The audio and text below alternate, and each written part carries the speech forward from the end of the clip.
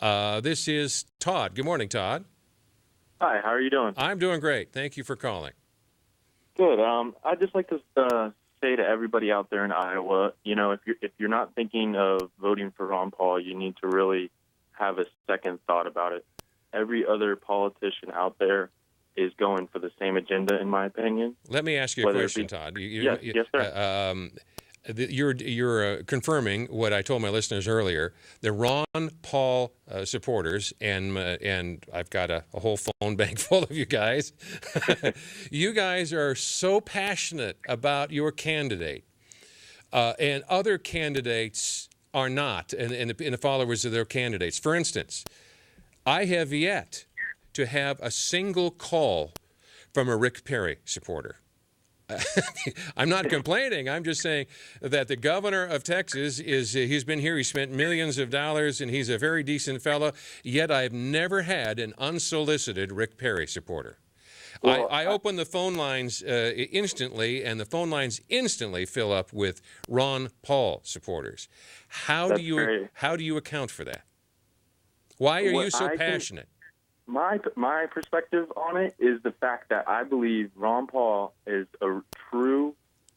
he has a true passion about bettering the lives of American people, whereas Rick Perry, Rick Santorum. But why are you convinced of that, though? Because every one of those guys would say, of course that's wrong. And they give you their whole litany of issues and why your premise is wrong. Why are you supporting Ron Paul? What is there about him that causes this emotional and philosophical attachment?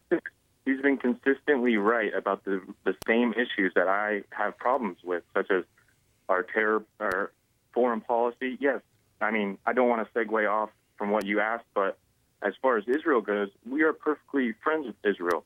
His opinion is if we're going to be giving money to Israel, it would be better off in Americans' hands because our economy is hurting, and everybody knows that. And also his drug policy. I could list a number of issues from which I agree on, but since 1980s, you can watch videos of him saying the same exact thing. He has always been on the same agenda. His consistency. Consistent, exactly. So my final question for you, and Todd, I got to move on. I'm sorry. That's all right. Do you think that Ron Paul's appeal here, and it's very possible that he could win the caucuses on Tuesday night here in Iowa, followed likely closely behind by Romney, maybe Rick Santorum coming in third. That's the polls currently say. I'm not going to believe those polls until Wednesday. Exactly. So many undecided. Yeah, can Ron Paul duplicate what he is likely to do here in Iowa elsewhere? You live in Florida. Yes, how do you assess Ron Paul's appeal there? Well, here in Florida, I would say in the Orlando area, there's a great appeal for him. I live in a smaller area, but I would like to say up in Iowa, I think if people take their own opinion and take their own thoughts of what he says compared to the other politicians, people will take away a lot more from what Ron Paul says than what the media or other propaganda is going into their head. All right, hey, got it. Hey, thank you, Todd. I appreciate it. I'm going to take a short time out here. Earlier, what I was saying about Rick Perry, I wasn't trash-talking Rick Perry. That wasn't my point. And I wasn't even soliciting Rick Perry supporters. All I'm suggesting here is for the last several months, sitting here observing this process, talking with candidates, several times a week sometimes, I've yet to have Can you remember a single one, Ross? He's my producer. Usually other candidates they're always calling him. Ross is my producer sitting in the other room. Can you confirm doing all the real work? Yeah, doing all the heavy lifting in there. I don't, Jan. No, in the years we've been doing this, and especially since Perry jumped in the day of the Iowa straw poll, his numbers went right yes, up to the did. Top. Yet no calls. Even when we've had him on the air, it is rare to get a phone call that says I'm just calling in to say I'm a proud supporter. Yeah, and he will get his support. He will get significant support on caucus night. But all I was doing is comparing the level of emotional commitment between that particular candidate and Ron Paul. A short time out. We'll come right back with more conversation on 1040 WHO Radio.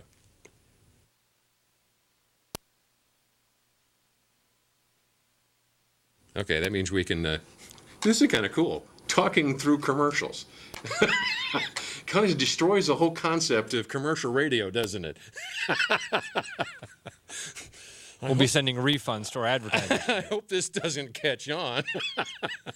Well, let's talk to some more folks here, and let's go to it looks like Lafayette, Louisiana. Thank you, Marty. Hello. Hi there. I'm wanting to hear a message from Ron Paul, which I believe he believes in, is the message of walk softly but carry a big stick. I have a lot of problems with some of my fellow Republicans, and of course the news media constantly think that we're going to just be, completely dismantle our military, rather than simply just minding our own business and respecting other nations' sovereignty. I don't know. Do you know his stance on the idea of walk softly but carry the I know his. stick? I know he was in the military. He served in the military when he was a young man. He was served in the Air Force. I think it was a flight surgeon. He's not anti-military. He's not anti-defense. He would call himself a non-interventionalist constitutionalist.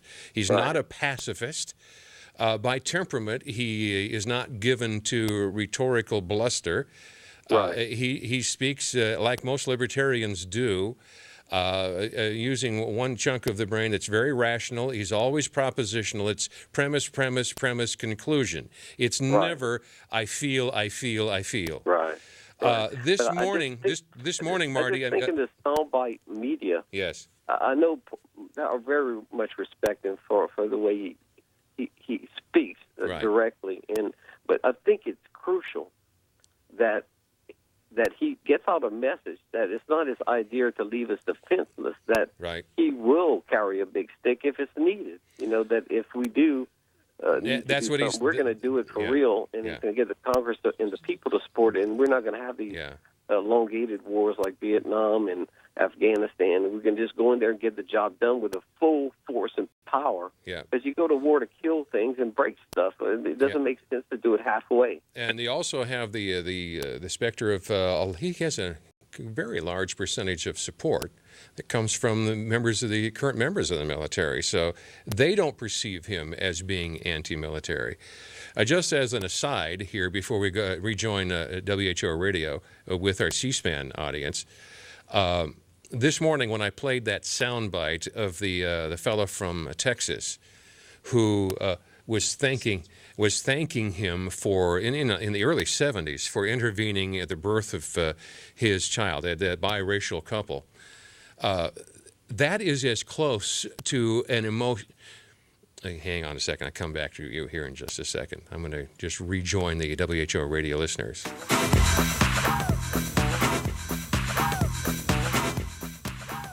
And I was just telling some of the C-SPAN folks that this morning when I was playing that soundbite of the one of the commercials that the PAC is running for Ron Paul and for his benefit of the intervention that Ron Paul did helping that female in distress in that hospital that was being ignored by the medical staff, and Ron Paul intervened, and that is as close to an emotional response I've ever seen from Dr. Paul. He was right at the edge of tearing up. He is not an emotions-driven guy. And that was a powerful moment. That was just amazing. Let's talk with you at 284-1040 or 800-469-4295. And this is Rick from California. Good morning, Rick. Hey, good morning. How are you today? I'm doing great.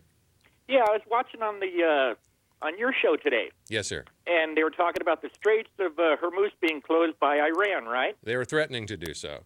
Exactly. Well, why don't we just open up our own oil fields and take, whatever percentage we're getting from them, create more jobs and stuff? We wouldn't need their oil.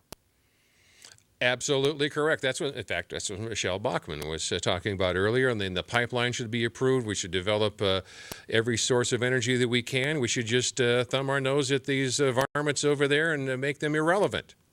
Definitely. I worked in the oil fields for close to 25 years, and we drilled so many wells that we just capped off that they said we were going to use for later. Well, why don't we use those wells now? Works for me, buddy. Hey, thank you for calling, Rick. This is Mary from Texas. Good morning, Mary. You live in Texas, but you don't like your congressman. Nope. Why not? Well, it's not that I don't like my congressman. I have a problem with my governor. Okay. That's a first I wouldn't almost vote for support. him. I don't mean that ugly, Okay, got it. but I wouldn't vote for him. There's no Okay. way on God's green earth. I think he needs to stay where his butt is. But I wouldn't vote for Ron Paul either. Okay. Why? I would vote for Michelle Bachmann, and it's not just because I'm a woman. I don't see any other candidates on it. I don't want Newt Gingrich again because of his past. Could I ask you a question, Mary? I'm curious about, because I've heard from several Texans now that Yes, sir. they don't recognize the Rick Perry that we have. Yes, sir. That he is campaigning and especially in the debates and debate performances, they're absolutely stunned at Rick Perry's performance up here in Iowa, and they say that's not the Rick Perry we know. Yep. Is there anything to that observation? Well, you're talking money, okay? No, I'm talking about performance here. I'm talking about persona. How? He, I think, is a very good governor, and he has done a lot for the state of Texas, but I don't think that needs to be our next president. But I don't think Newt Gingrich needs to be. I don't think Ron Paul. We do not need someone up there that's going to be another stupid politician. So who you backing? Michelle Bachmann. All right. Hey, thank you, Mary. Appreciate it. This is Sam. Good morning, Sam. Yeah, good morning. How are you? I'm doing great.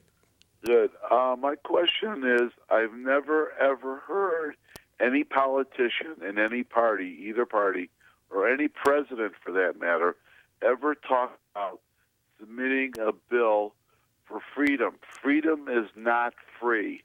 Iraq, Iran, Kuwait, Afghanistan, and even little Grenada. If Grenada can't pay us in cash, let us give us spices. They're the biggest spice in. I'm very serious about that.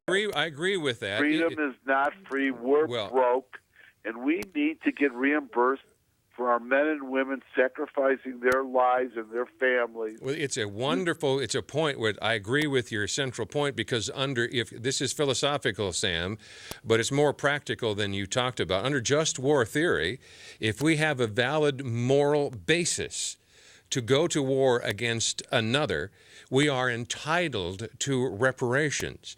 And at least a couple of the people in the Bush administration who took us to war in Iraq promised that we would be restored, that is, the taxpayers would be restored out of oil money. They didn't do that. They didn't follow up on that, and I think it was a big mistake. Starting with the premise that we had a just war valid reason to intervene in Iraq in the first place, the taxpayers had an obligation to, the political class rather, had an obligation to restore to the taxpayers the money that we spent in order to do that. So since they didn't do that, are we to assume that the political class now doesn't think it was a just war to begin with? And if you ask them to pay the taxpayers back with oil money from Iraq, they say, well, that's their oil. It's Iraqi oil. Well, that also invalidates premise number one, in my opinion. This is Rick. Thank you for joining us, Rick. Hi. Hi. What's on your mind? Hey, I want to talk to the evangelical crowd out there. I watched your whole program this morning, the Bachman and then Paul, and Yes. I just don't quite get the understanding that the evangelical crowd has that the United States needs to support Israel in militarily or financially. Did David go out to fight Goliath with the United States behind him or some other nation? I mean, this is the nation of Israel, and they sure can stand on their own. And I just, if they're taking a religious or this is God's calling to the United States.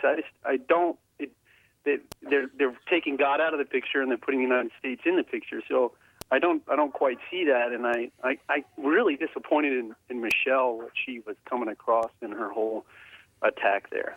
Just want to have that conversation with you there. All right, I appreciate it. Thank you very much, Rick. And we have time for one if we hurry. This is a call from California. This is Mon.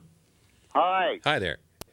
Ron Paul, I'm 50 years old. I was born in 1960. I knew about Ron Paul back in the 1970s. So if you want perspective, Ron Paul has always voted the Constitution of the United States. I'm a regular reader of the New American Magazine, American Opinion, and Review of the News. So if you know where I'm coming from.